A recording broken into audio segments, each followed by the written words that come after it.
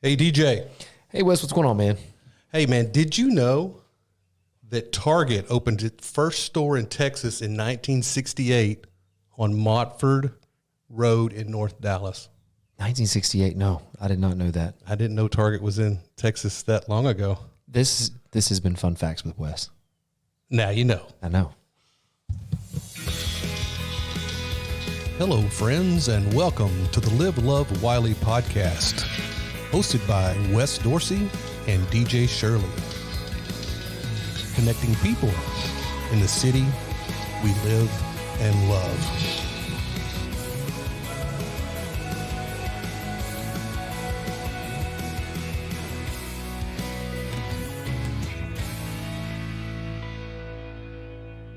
Oh, right. Is this on? Yes, it's on. Yeah, you're like, I want to say thank you to the band for being here. The band is great. Appreciate it. Right. The Live, Love, Wylie band. That's right. We get them in studio every 2 weeks. Yeah, they just show up. You can't see them on camera. They're in the other room. That's right. We got them piped in. Yeah.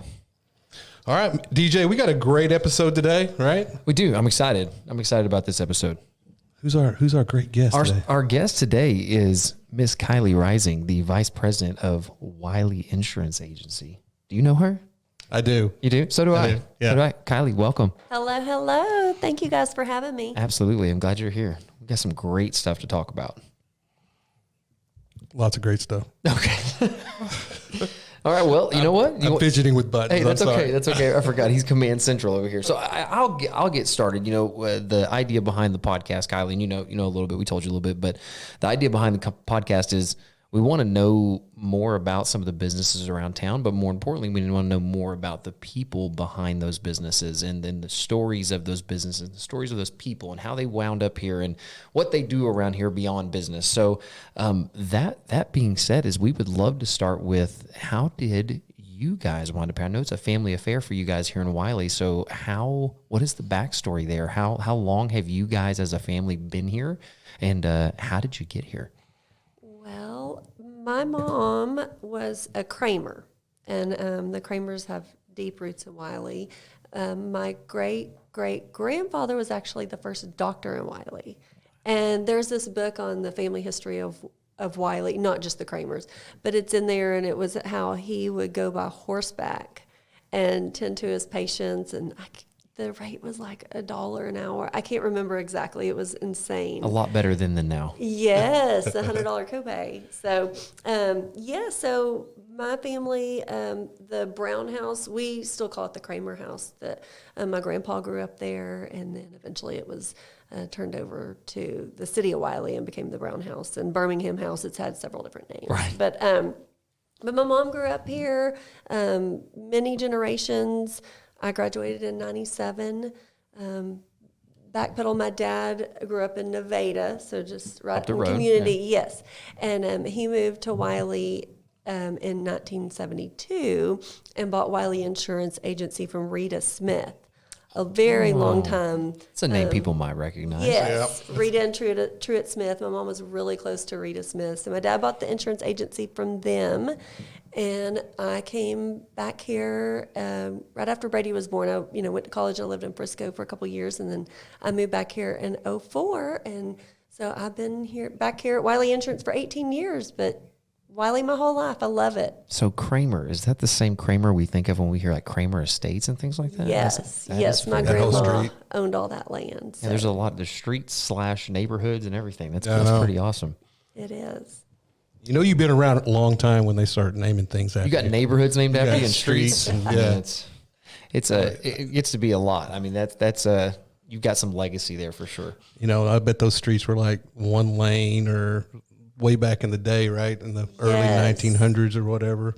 Back when I grew up, Highway 78 was just 2 lanes total. That's when the railroad tracks still ran through it, right? Yes, we had the railroad tracks through it, and we had Dairy Queen, which is not where Dairy Queen is now. It's was over down kind of by Brookshire's on the other end of town, and there was Dairy Queen and later Sonic. And then I remember when McDonald's opened when I was in elementary school, and it was packed. It was a really big deal to get. Is it the same location? Yes. Okay, cool. Yes. The OG McDonald's. OG, yeah. Yes, back in the 80s. The ice cream machine probably didn't work then either, though. Where was the old Dairy Queen at? So it was on the corner, and I can't think of what is there now, it's on the corner of 78 and Ballard or Stone, whatever that comes through. And there's like a smoke shop or something. I think it's a smoke shop. Oh, the green building? On the corner, yes. Yeah. So that's where the Dairy Queen was.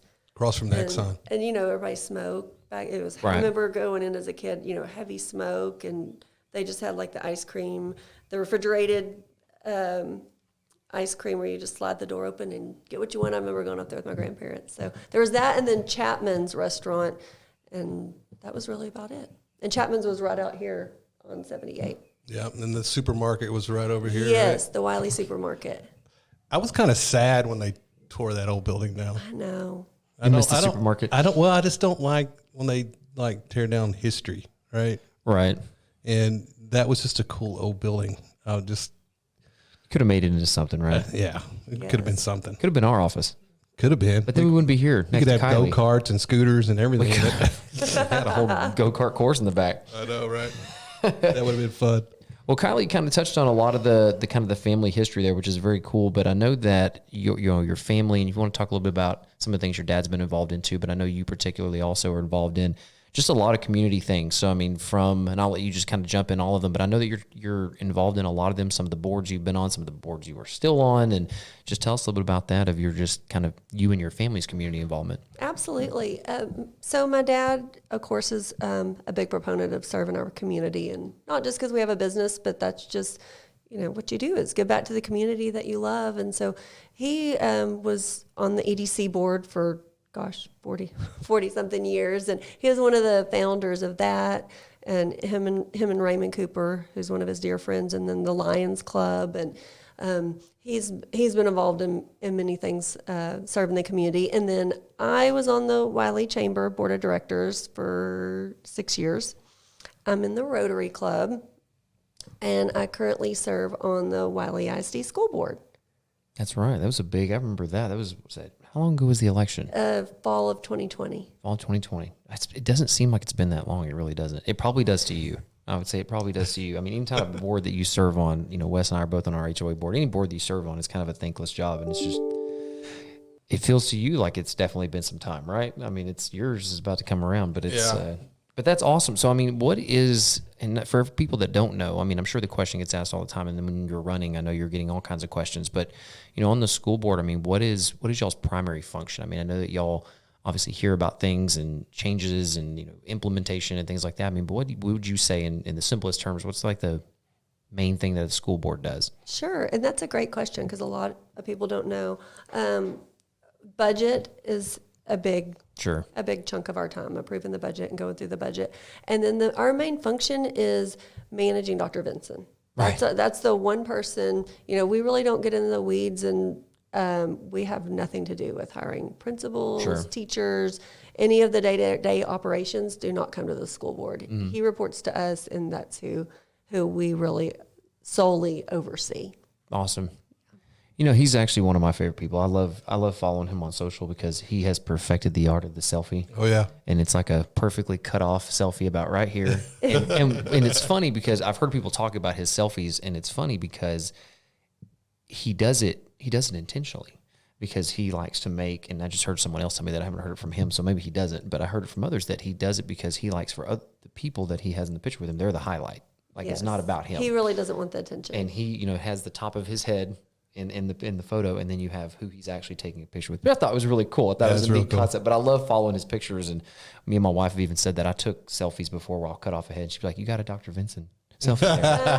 That's a thing now. That's funny. And he is one of the hardest working people I know. Before I got to school board, I did not realize the hours he puts in. I mean, 4 o'clock in the morning, he's up at that building before 5 in the morning. I believe it. And he is the last one to leave. He answers emails day and night. You know, we're at training. He has his laptop with him, and he, you know, as soon as we land at the airport, he's not even getting his luggage. He's got that laptop out and responding. I'm convinced he has a clone because he's at everything. And I don't know if everyone that follows him on social knows. I mean, he is at 5 different schools at one time. And he will He visits them all every week. It's incredible because I've never. I mean, we've been in other school districts. You mentioned Frisco. We were in Frisco ISD for a while, and not taking shots at Frisco ISD. Let's not tag them. But they're a great school district. You know, they're known for a good school district too. But I followed some of those leaders there too, and not to the level of that I've seen from Dr. Vincent. It's just neat to see his involvement. I would like to take a peek at his calendar. I don't want to see that. They give me anxiety thinking about it. Dude, I mean, like, it's got to be. He's got to be a calendar maniac to have everything just booked out on his calendar. I need to be here. It's you have to, no doubt, to be at everything all the time. Yeah, I think mine looks busy some days, and I can only imagine his is ridiculously the magnitude of it. It just makes me nervous thinking about it. No doubt. I don't need all of those things. Well, that's awesome. So currently, when is your term up on the school board? How long does that go? November 2026. Okay. So it's 4 years. 4 years. I gotcha. Okay. Yes. Very cool. That is very awesome. Congratulations on that. As you know, you talked a little bit about the kind of beginning of Wylie Insurance Agency. That it was originally called Wylie Insurance Agency? It has been called, yes, since it began in 1898. 1898. Yes. It's a little older than that target you brought up in the beginning. Yes. 1898. How old were you in 1898? There weren't even cars in 1898, was there? When did the car? That's our fun fact for the next episode. I don't even know. Yeah, we'll have to do a You're sequel. not doing automobile insurance. I feel like back it was like early 1900s, like 1908 or 19. I don't know. I don't know. I could Google mean, but it, people but- still needed insurance. They needed Yeah, insurance maybe for. they were just doing life house, insurance. outhouse, Or, Did they have horse insurance, like horse and buggy insurance? I'm sure they had something like that, I right? don't know. But it's funny, just when I was in high school and I would spend every summer working at Wylie Insurance for my dad, and just through the years, you know, the transitions and automations and Right. I mean, I remember in high school how they would complete documents and there was the carbon copies. There was like a yellow and a pink, and you know, we would keep certain copies and some would go to the company and some to the customer, Right. and it's really incredible. And that, and then the companies that have come and gone through. I mean, Yeah. I've been here 20 years. My dad's been, you know, with Wylie Insurance, gosh, like over 50 years, and we're independent, so we represent many different companies. Right. And it just seems like every few years, some of them merger. I wouldn't really say any of them just go bankrupt and go out of business, but there will be big mergers. Sure. And like State Auto is one of our companies now, and we work with Safeco, who's owned by Liberty Mutual, and Safeco just purchased State Auto. So Really? just the mergers and the changing of the times. You know, we'll pick up new companies, and then others, you know, will merger. And so it's just interesting, the changes, even just from decade to decade, and not only the automation, but, you know, coverages. Or when I started in 2004, we were just getting out of the big mold crisis. I don't know, y'all probably weren't homeowners back there. I don't know, maybe you were, but I wasn't a homeowner then, and everyone was filing mold claims, and farmers had tremendous losses. It was mainly farmers that was paying out these huge mold claims. And so all the policies changed after that. Every policy in Texas, and there's a $5,000 mold limit. So it was just funny how I was just getting in. I was like, oh my gosh, all these, you know, everyone's policy was changing and people were calling. And so it's just learn all that funny, on the fly as you go. seasons. Yes. And then they had to go back and change the policies because they were going bankrupt paying mold claims. But It's a constant struggle. Wes, that look on your face tells me that you have a fact that you found. I Googled. Okay. I Googled. So the first production cars in the U.S. was in 1908. Did I say you were 1908? good. Did I say I'm that? impressed. Yeah. And the first production run sold over 10,000 cars. Wow. So that's, then of course they're on the road and they're probably hitting things and wrecking, and then Especially people that never somebody drove before. invented automobile insurance, and Picture like the entire the rest is history, right? Picture like the Yes. entire population now. Like you put a 16-year-old behind the wheel, right? They've never driven, especially real world. Like they've had practice with mom or dad or driving school. Imagine that, but it was everybody. Because you put everybody behind the wheel that's never drove a car before. Yeah. So yeah, And probably cars probably that lots of accidents. You can't really control. They don't Yeah. have Power steering power wasn't steering. a thing. Yes. That's another fun fact we'll find eventually when power steering get invented. So We could go deep in this. we could just talk about cars all day. If Ford CEO want to reach out to us, we'd be happy to interview you and talk to you. But no, I mean, I would imagine there's just a lot. Have you guys always been independent? We have always been independent. Yes. And what are I know a little bit about this, and I'm a Wylie Insurance customer. Wes, are you? I am as well. Okay, I thought you were, but I leave it up to the experts what I know. But what are the main reasons or the perks, I guess you would say, for being an independent insurance agency? Well, I feel like it's a huge advantage because we have the ability, like we represent 10 auto and home insurance companies. So when someone calls us for a quote, we have the ability to shop them through all these companies, and not just pricing, but coverage and who's the best fit. And some companies like certain drivers, in a certain zip code or certain age, or, they all kind of have their own niches. And so we have the ability to shop them with all our companies. And then on the flip side, renewals, when our customers renew, if the rates go crazy or, we just have options. And that's a huge advantage in the independent agency channel versus just having one company. And otherwise I'd have to make all those phone calls. Like I'd have to call. Yes, we do the shopping for you. 19 different places to be like, and then I know nothing, right? So I'm not going to know what those coverages mean or anything. The ability to compare this them. one just sounds cheap. Sounds great, but then the coverages are awful. So no, that's really cool. I mean, that's pretty much how I ended up at Wylie Insurance is I had a big name or whatever. And my daughter turned 16 and got her driver's license, and my car insurance doubled. Yeah. And so, I called Kylie, and she quoted me and was able to get my policy to what I was paying prior to before I added my daughter. Which I was like going, so I've been getting ripped off all these years. pretty much. Pretty much. I switched from one of the big ones to them as well. I'd gone with I guess it was a neighbor friend that was, we're doing, I was like, well, I always tried to shop mine. I was with Geico for a long time, and then switched to another name. Well, maybe we'll name or not name, I don't know. But I felt the same way. It was like every time it came up for renewal, it was like, and then I had met Kylie, and I was like, well, I'm just going to toss it over to them because I know I can trust them, and they'll just go find whatever was the best. And same way. I mean, it was a significant savings. I was like, they've been ripping me off. Well, what really is really cool, we're gonna pump you up here, is like you could actually call and talk to Kylie on the phone. Oh, yeah, without absolutely. going through an automated system, or just come over and walk in the door. There's and say nothing hi. more frustrating. We hear that all the time. A gentleman came in yesterday, and he was with a company, and he's like, I'm tired of calling an 800 number. Let me just give you guys my stuff. And he said he read our reviews, and we have all these great reviews. Right.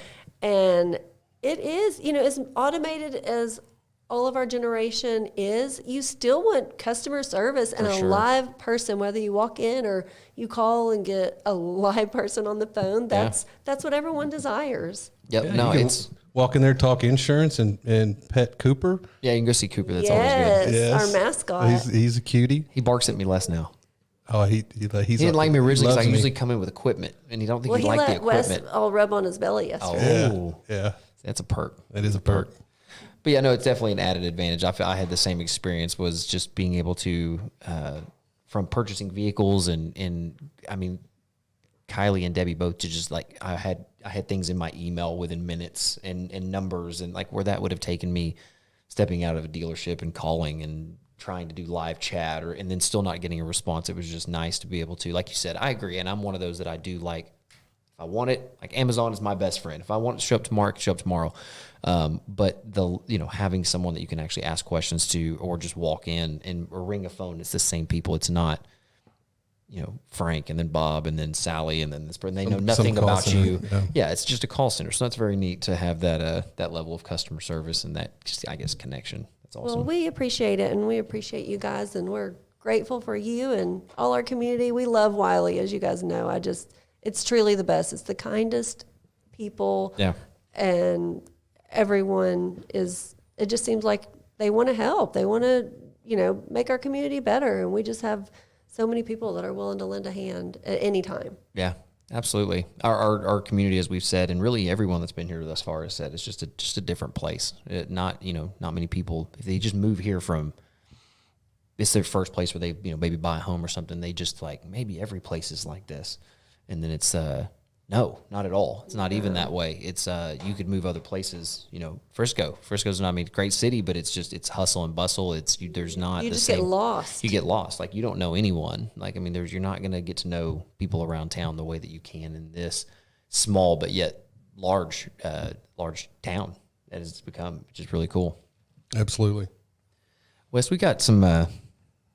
Our next topic is. Well, listen. Okay, So yes, go listen. ahead. So This is getting serious. this is, I mean, current event. Well, current past events, right? With I found out that Kylie used to live on the same street as the infamous axe murder back in 1980, which is now on Hulu. Yes. So it was a mini series. Yep. 5-episode mini series called Candy. Mm-hmm. Starring Jessica Biel. Jessica Biel. That's right. And fun fact, Justin Timberlake. Yes. Yes. In the cheesiest role ever. Oh, Yes. yes. The hair and the mustache I loved was it. epic. I loved it. And his voice and everything. That was great. My wife goes, "That's Justin." I was like, "No, it's not." Yes, it is. It was pretty awesome. But yeah, I mean, Kylie, I mean, there's so much. I mean, I don't even know where to start there. But I think the best way to start there is, I mean, just maybe the recollection of like what you remember being not only on that street, but being just around town during that time. What do you remember about this particular event that took place? So, as Wes said, we lived across the street from the Gores, and they had 2 little girls, the same age as my sister Camber and me. Now, I was only 2 in 1980. Right. And then the Gores' little girl, I think, was 1.5. And then their oldest daughter, my sister was 5, and the Gores' oldest daughter, Alyssa, was also 5. So I don't have a lot of recollection, but that is like all I heard about growing up. Sure. So I'm very versed on the Gore axe murder.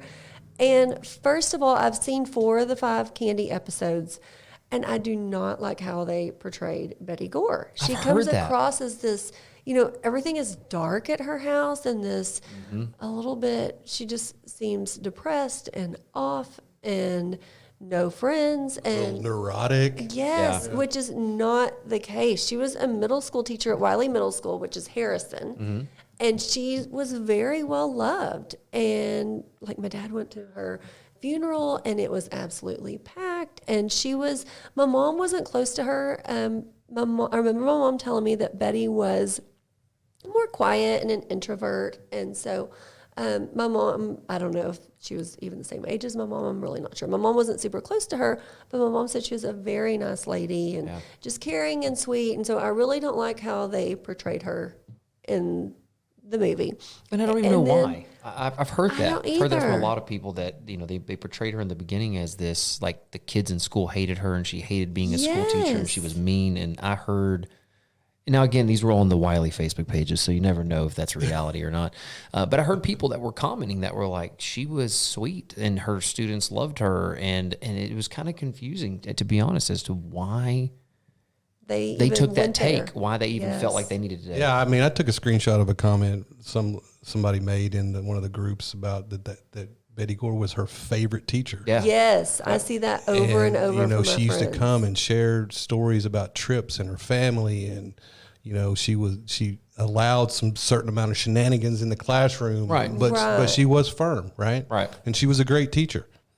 So I mean, you keep hearing that over and over and over, and then you watch this movie, and it's not that way. It's Hollywood, Correct. baby. Yeah, and they do say that they've took some creative licenses on Yeah, they different elaborate things. a bit. But I feel like they took that too far. But that's just my Yeah. opinion. But okay, so it happened on Friday the 13th, and a little girl. If you saw in the movie, a little girl knocked on the door the day that it happened. This little girl came by my house and asked my mom if my sister could go down to the Gore's house and play. And my mom said, "No, why don't you go get Alyssa?" I think it was. They changed the names in the movie. Yeah. But let's say the oldest girl's Alyssa. I think that's what it was. And Mom said, "Why don't you go get Alyssa and y'all come back here and play?" And she said, "Okay." So she went down there and knocked on the door, and then she came back. And Mom said, "Oh, Alyssa wasn't home." She goes, "No, but a lady came outside." My mom said, a lady? She says, oh, Mrs. Gore? And the little girl said, no, she was wearing like a long coat. And this was in June. So my mom thought that was weird. So this little girl saw her leave the house. Wow. So then that afternoon, the rumors started going around that Betty Gore had been murdered. So the next day. So that night, Richard Parker, Jerry McMahon, and Lester lived next door, and then the McMahons and the Parkers lived really close by.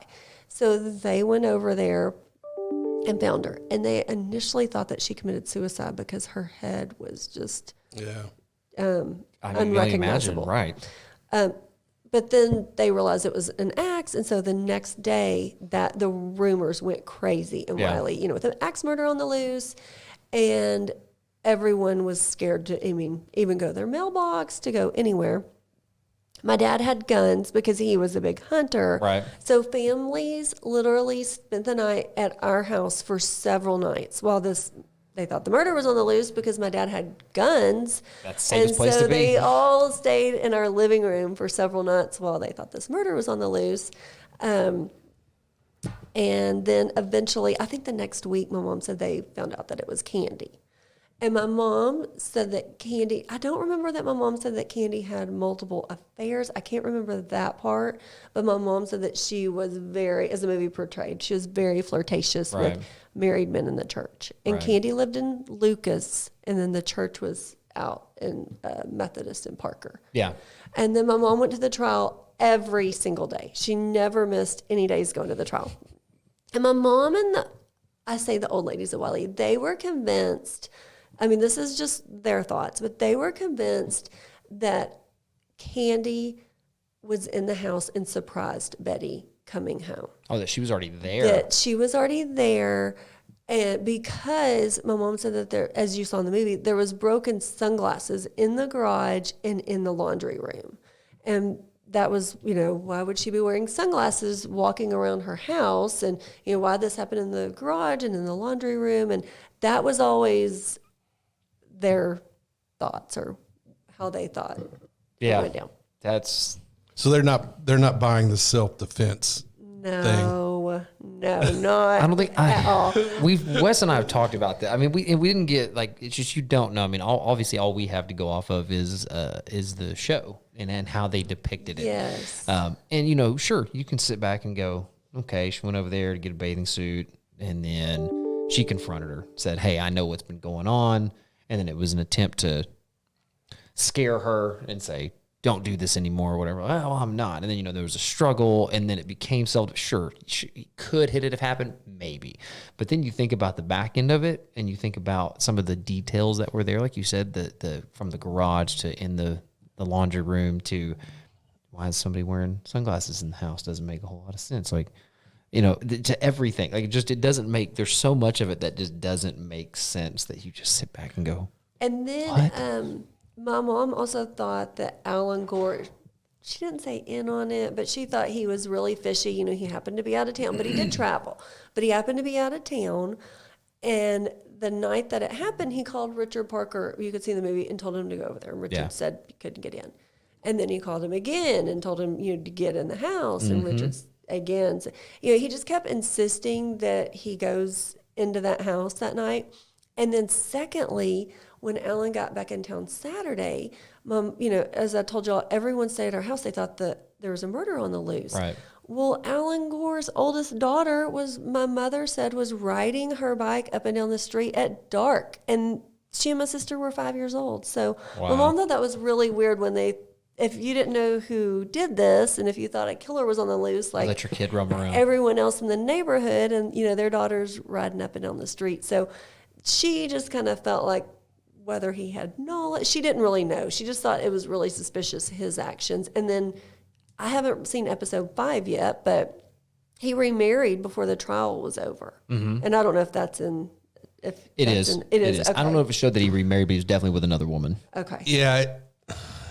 There's a lot It there. they said that he remarried like a couple months after the trial or whatever. But she was already there. Like when it showed at the trial, he's talking to her. Yeah, she showed up to help out or whatever with the kids. And you know what? We felt the same way too, though. Like watching it, and it's almost as though, they made it pretty obvious in the recent depiction was my wife said the same thing. She goes, why is he like, they made him appear so nervous. Like he was sitting there having dinner with his, coworker, and he's just, did a phone call come in for me? Did a phone call come in? And he's sitting by the phone and he's calling different people. And it's like you said, he wanted, the thought that we had was he wanted them to go in the house that night because he was still out of town.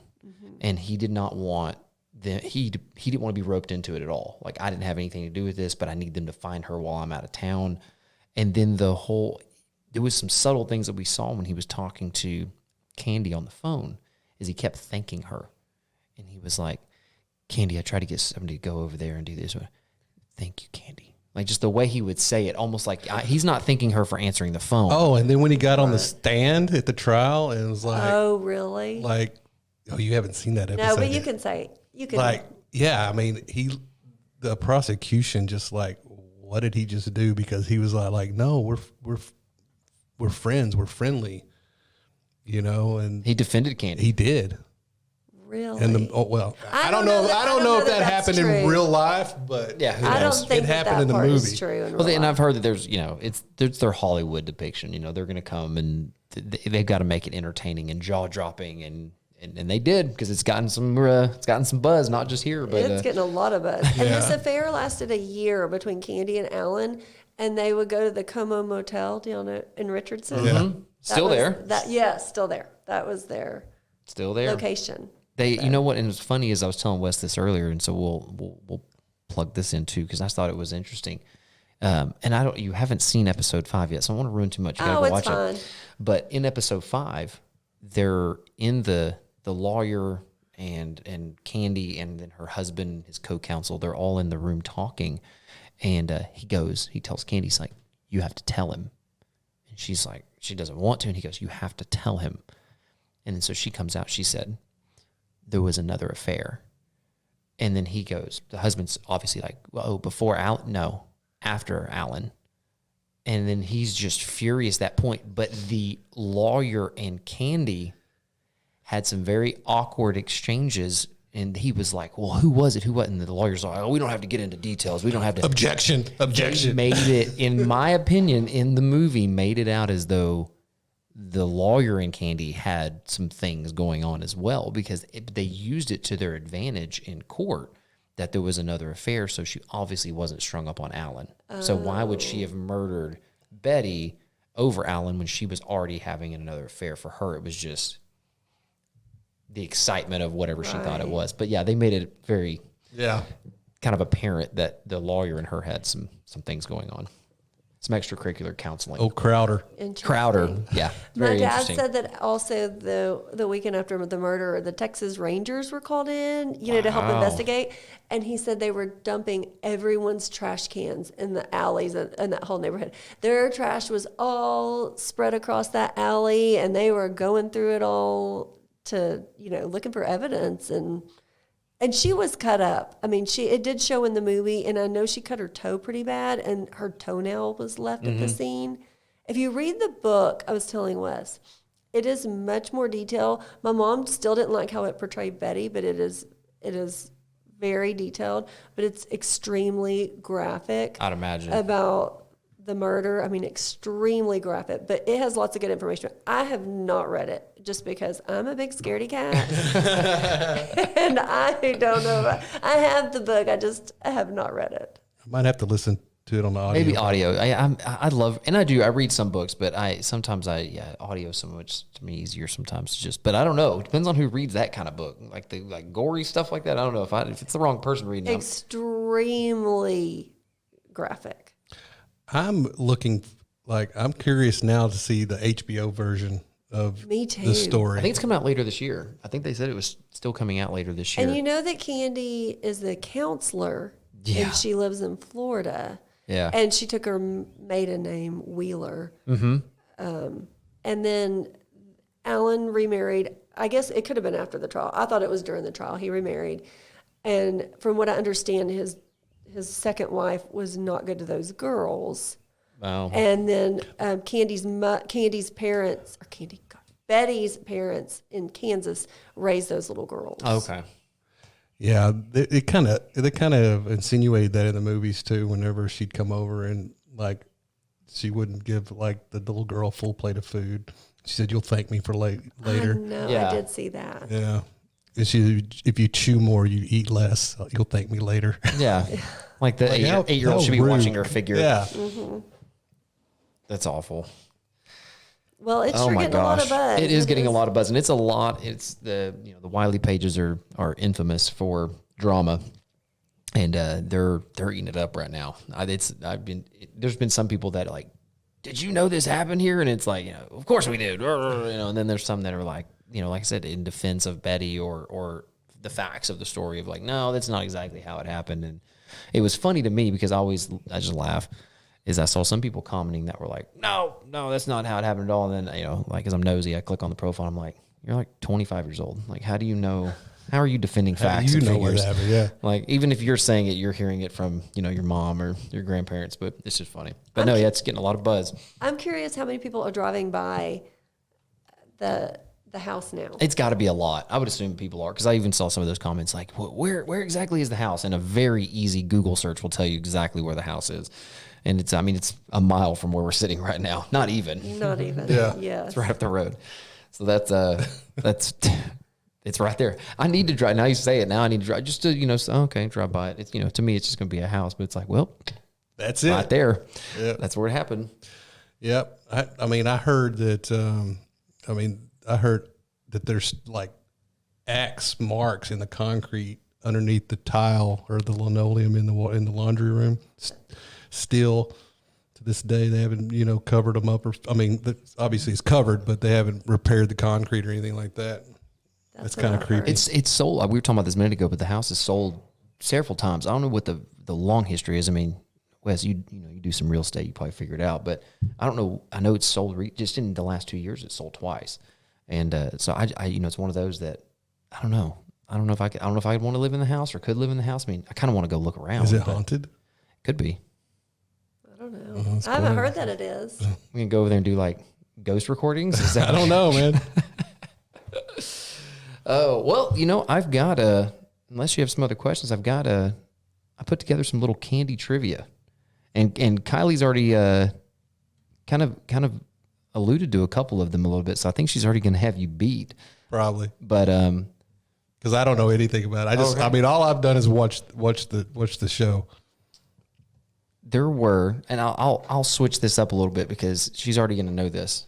And just whoever knows it, just answer it. You don't have to buzz in or anything. If we had buzzers, it'd be great. One of these is a buzzer. That's the sound because you selected the wrong one. Not that sure. That's long. That one is long. That's a long applause. Okay, so first part of this question, and I'm going to make it two part to make it a little more interesting. So where was the Como Motel? That's not a buzzer. It's in Richardson. Where in Richardson? On 75. On 75. Near? Beltline.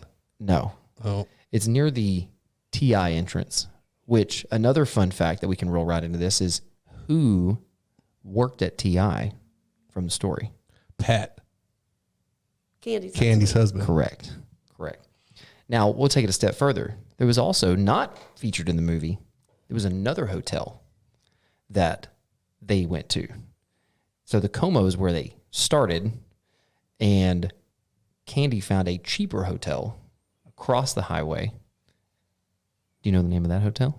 I thought it was always at the Como. I didn't realize they changed location. Continental Inn, directly across the street, is that they had gone there a couple times because she saved $6. That's a lot of money back then. That was a lot of money. And the Como Motel, just for everyone's reference, has a 1-star review on Yelp. Just want everybody to know.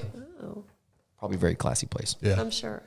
What church did Candy and Betty attend? I think it was the Methodist Church in Parker. It is the Methodist Church. Good job. And I think I have maybe that this may be an old city and state, but what does Candy do now? She's a counselor. Well, she used to live in Florida, but now I heard she just moved to Washington. I had Dawsonville, Georgia But I think that I think it was. That Georgia, may have been not Florida. directly after. I think she originally had family there or something along those lines. What was the original TV film called? It was an original TV adaptation to this. Came out quite a ways ago. Love and Murder in a Small Town. Close. Killing in a Small Town. Oh. I think the book was Love and Murder in a Small or something like that. But it was. I think it was in the early '90s. I think is when it came out. I just guessed. And I think the guess. footage and it was not top notch. Yeah, I heard it was what you'd expect from early '90s B film, like maybe C film. I don't know. Yes. Now, and Kylie may have to correct me here. What school did Betty Gore teach at? She taught at Wylie Middle School, but some people have reached out to me and asked where Dodd. That's what it said online was Dodd. Okay, well, Wylie Middle School, which is where Harrison is now.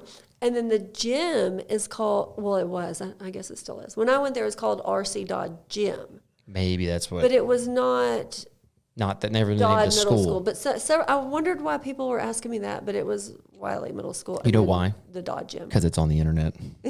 Oh, it's got to be true. I found it. So it has to be That true. makes sense if the gym was named after Dodd then at Harrison. Yeah. And, so that makes sense. It's all connected. yeah, I mean, that's where all the original schools were over there. Hartman and Harrison. Yeah. And then Burnett was the high school. Yeah. But I don't know if that gym is still R.C. Dodd Gym because now, Dodd has an elementary. Yeah. I haven't actually checked. It used to be on the outside of the gym that it was R.C. Dodd Gym. So that's wonder where if it still people is. got that. That's probably where they got it from. That's exactly where they got it. That's the end of our trivia section here. That's all? I did. I had like 5 or 6 little things that I pulled up. I think we did pretty good. Yeah. Yeah, I think I'll give you the one. I mean, that was for that. It's to pretty be a close. guess, It's pretty close. What'd you call it? Love and Murder in a Small Town, or I'm what'd you call it? impressed. Yeah. That was impressive. I'll have to give you that. Thank you. But looking forward to the next one. I mean, I want to see what the HBO adaptation comes back. We'll see what the differences are, and I still am. I guess the biggest question I have, and maybe we'll leave everyone with this to ponder on. I don't know, but why in the book? I don't know about the original series. Maybe I'd have to go back and see if I can dig up some on that. But then in the new one, the Hulu, I wonder who is feeding the information that Betty was that way. Like who alluded? I mean, people that knew of her, whether they were best friends with her or not, like your mom, but they knew of her. They lived close by, and then her students, and then people that we've seen here locally that have come out and said that it wasn't. Who is? We know it's not Candy because I was telling Wes earlier that Jessica Biel, who was one of the producers for this movie and obviously the leading actress, she reached out to Candy Wheeler and wanted to sit down with her and have a conversation and chat, and she wouldn't meet with her. So where are they outside of? I know WFAA's done stories or Channel 4's done stories. Like everybody's done stories. Texas I wondered local. if Candy had a part in the book, and then they pulled it from the book. Maybe I don't know. I know that. Well, of course, Candy would say that, right? Like she would make her out to be. Right. I mean, that's the only thing I can think of is that's how Candy portrayed. But I know the Gore daughters and the Betty's parents, so the little girl's grandparents, which they've since passed away, they've never spoken. Yeah. So I just feel like it was from. It has to. I mean, One of the husbands, maybe. The way they portrayed the whole thing is like Candy was the likable one and more of the victim than. Yeah. Which I did read that was her personality. Flirtatious is probably the better explanation, but that is what I've heard, in regards to her personality, that she was very much outgoing. She was friends with everyone, and that's why everyone, I guess, was so shocked. But my mom, and at least my mom and her friends, I can't say most of Wylie, but my mom's friends did not even know Candy. Right. They went to church in Parker, and they only knew Betty, and very likable, sweet lady. And I have tons of friends on Facebook have said just like what you said. She was their favorite teacher in middle school, and she was just loved. Yeah, it's a question I have. I don't know how we'll ever get to the bottom of it, but I'm curious how they It's sad spent because that way. she's not here to tell her stories, Sure. and I just hate that it's portrayed. She's the one not here, and she's the one that has the negative. I did think it image was neat portrayed that of she her. was. You haven't seen this yet, so I'm spoiling everything. Yeah. How she was. Her presence was in the courtroom. Yeah. So It showed Betty Gore standing there as Really? as Candy was testifying and as the verdict was read, and like it showed her. I like she said, she goes, "Oh, that's your story." Yeah. Like really Wow, I do like like contradicting. that. Yeah. Really contradicting what the whole Candy story, putting some doubt behind it. So I thought that was kind of Yeah, it was pretty neat. That is a neat thing, little yeah. twist. Yeah. Yes. That was awesome. For sure. It was good though. I mean, it was, for being here, living here, working here, all the things. It was like, that was, anybody could watch it on Hulu. And it's one of the most streamed current things on Hulu. Like, not just Wylie, obviously, like everywhere, but to actually be here and be like, it's kind of cool. Yeah. I mean, it's not what we want Wylie to be on the map for, but it's part of the history. It just But happened then here. It she was got national off news. for self-defense is what I think. I just think embellishes it, but takes the story to a new level after. I mean, self-defense, Right. 41 times with an axe Yeah. and self-defense. I mean, unreal. Well, yeah. And like Candy's husband, Pat, one night grabs it once he figures it out. Yeah. That was a Yes. wild part. He gets up in the middle of the night. And he gets the axe out of the garage and goes out and he swings it 41 times into the tree What stump. did you take from that? That he had a hard time. Right. It's like, so how is this, Small frame. small frame? It was almost as though woman- like he was trying to convince himself that she didn't do it. Yeah. Which Like was it had to be impossible. at first I was trying to understand what they were trying to depict there, and that's the exact kind of feeling I got afterwards when he did it the full, and he was like, and then he kind of smiles, and he's like, he was trying to convince himself that she couldn't have done it. Yeah. Well, the reasonable doubt, man. Yep, Creeps that's in. For sure. And you didn't have some of the crazy technologies that you have for criminal investigations now, which I guess in that way maybe they felt like, well, she technically said she did it. So we found the person. And probably the biggest uproar I would assume around Wylie was, like you said, we think that there's an axe murderer, serial killer, transient. on the loose. And, the local government and officials and the police, and they go, well, at least we can tell people we caught her. And we can, I think it was about a week later. yeah. When they, You know what I yes. mean, though? But It's like yes, they at least were there able to wasn't a tell the criminal community noise. that everything's okay. And then so for them, it was like, maybe it wasn't self-defense, maybe it was. And I'm not saying the police back then, didn't do their job, or the, defense attorney or the prosecutor. But I think in some of those cases, they're able to say, well, we caught him, whether it was self-defense or insanity or whatever, like it's the right person. We're able to make the community feel better because it's not There was crazy some person on the list. Yeah, there was some weird coincidences or whatever. Like there was I don't know if this is true, but like a newspaper with a review of The Shining, which is an axe murder movie, right? That was either at Betty's house or somewhere, and then it happened on Friday the 13th, and then they caught Candy, or they found out or arrested her 13 days later. Yep. And there was a lot of 13s in there. Oh, Yep. I hadn't heard that. Yeah, there was. I remember seeing that too, and it was like one of those. If you're superstitious, don't read this because it did. There was a lot of just coincidences that were there that were pretty interesting. For sure. Yep. I can't wait for the next one to come We'll see out. what it does. See if it follows the same lines or if it tells a little bit different story. I hope so. I hope there's And I might have to listen to the book. might have to check it out. If we're gonna talk about it again, we might want to check out the book. Yeah, for sure. Have more information. Let me know after y'all listen or read it. We'll tell you which pages not to read, and then you can, I can skip skip. over those. So go ahead. Yeah. So as we wrap up, if people want to get a hold of you for insurance needs, how can they get a hold of you? Just give our office a shout, 972-442-3505, or you can look up our website. You can email us. We are right here in town and easy to get a hold of. That's right. And also, as we close out, how many years in a row were y'all voted best insurance agency? 10. We are proud 10 of that. years in a row. Yes. Voted the Wylie a big News number. Reader's Choice Awards best insurance agency in Wylie. Yes, thank you. Kind of story speaks for itself, right there. It does. It does. All right. Well, thank you for joining us. Yes, it's a lot of It's a fun. pleasure. I've had so much fun. Thanks, guys. Of course.